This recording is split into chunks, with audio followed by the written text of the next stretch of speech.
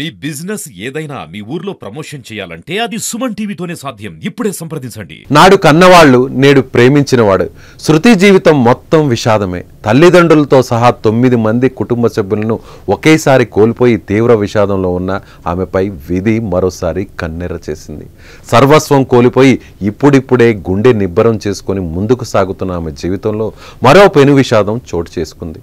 జీవితాంతం తోడు నీడగా ఉంటానంటూ మాటిచ్చిన వ్యక్తిని విధి రోడ్డు ప్రమాదం రూపంలో బలి తీసుకుంది.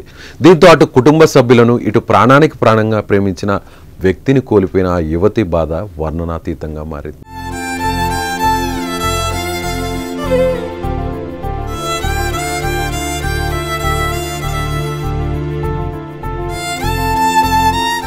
కేరళలోని వాయనాడ్ జిల్లా చూరాల్మల గ్రామానికి చెందిన శృతికి తన చిరకాల మిత్రుడైన జెన్సన్తో జూన్ 2న వివాహం నిశ్చయమైంది. మతాలు వేరైనా వారి ప్రేమను అర్థం చేసుకున్న ఇరు కుటుంబాలు వివాహానికి అంగీకరించాయి. అయితే జూన్ 30న ప్రకృతి సృష్టించిన విలయ తాండవం శృతి జీవితాన్ని ఒక్కసారిగా తలకిందులు చేసింది.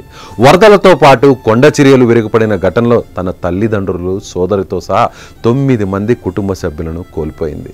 ఈ విషాద సమయంలో జెన్సన్ ఆమెకు అండగా నిలిచాడు. కష్టకాలంలో తన ఉద్యోగాన్ని సైతం వదులుకొని అనుక్షణం ఆమె వెంటే ఉన్నాడు. వరద ప్రాంతాల పర్యటనకు ప్రధాని మోదీ వచ్చినప్పుడు సైతం వీరిద్దరూ కలిసే మాట్లాడారు. జాతీయ మీడియా సైతం ఈ జంట మనోనిబ్బరాన్ని గుర్తిస్తూ వార్తలను ప్రచురించింది.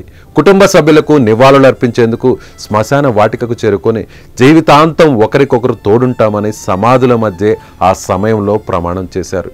ఎలాంటి ఆర్భాటాలు లేకుండా సెప్టెంబర్లో రిజిస్టర్ వివాహం చేసుకోబోతున్నట్లు ప్రకటించారు ఈ ఇద్దరు.